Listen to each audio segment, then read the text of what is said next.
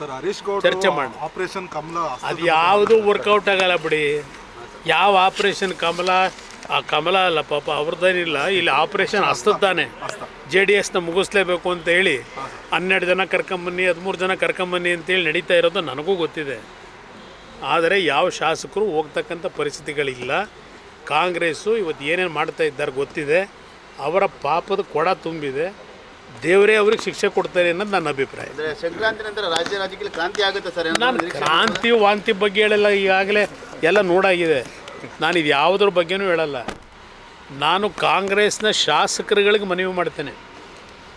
ಕಾಂಗ್ರೆಸ್ ಶಾಸಕರುಗಳಿಗೆ ಮನವಿ ಮಾಡ್ತೇನೆ, ನಿಮ್ಮೆಲ್ಲರಲ್ಲಿ ಆತ್ಮಸಾಕ್ಷಿ ಅನ್ನೋದಿದ್ದರೆ ಈಗ ಹೋಗ್ತಾ ಇರ್ತಕ್ಕಂಥ ಮಾರ್ಗ ಇದೆಯಲ್ಲ, ನೀವು ಬೆಂಬಲ ಕೊಟ್ಟಂಥ ಈ ಸರ್ಕಾರ ಯಾವ ರೀತಿ ಹೋಗ್ತಾ ಇದೆ, ಈ ನಾಡಿನ ಜನತೆಗೆ ಏನು ಮಾತು ಕೊಟ್ಟು ಬಂದ್ರಿ. ನಿಮ್ಮ ಗ್ಯಾರಂಟಿ ಕೊಡೋದು ಬೇರೆ, ಯಾರು ಬೇಕಾದ್ರೂ ಕೊಡ್ಬೋದು. ಏನು ಇಡೀ ದೇಶದಲ್ಲಿ ಕಾಂಪಿಟೇಷನ್ ನಡೀತಾ ಇಲ್ವಾ ಗ್ಯಾರಂಟಿ ಪ್ರೋಗ್ರಾಮ್ಗೆ? ಫಸ್ಟ್ ಈ ದೇಶದಲ್ಲಿ ಇಂಟ್ರಡ್ಯೂಸ್ ಮಾಡಿದಂಥ ಗ್ಯಾರಂಟಿ ಪ್ರೋಗ್ರಾಮ್ ಹಿಮಾಚಲ್ ಪ್ರದೇಶ ಇವತ್ತು ಏನಾಗಿದೆ ನೆನ್ನೆಯಿಂದ ನೋಡ್ತಾ ಇದ್ದೀರಿ. ಅದರಿಂದ ನಾನು ಈ ಗ್ಯಾರಂಟಿಗಳ ಬಗ್ಗೆ ಚರ್ಚೆ ಮಾಡಲ್ಲ.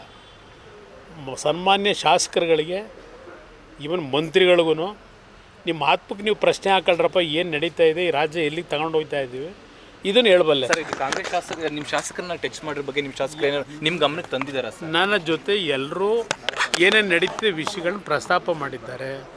JDSಗೆ ಯಾವುದೇ ರೀತಿಯ ಶಾಕು ವೀಕು ಏನೂ ಮಾಡೋಕ್ಕಾಗಲ್ಲ. Yes sir.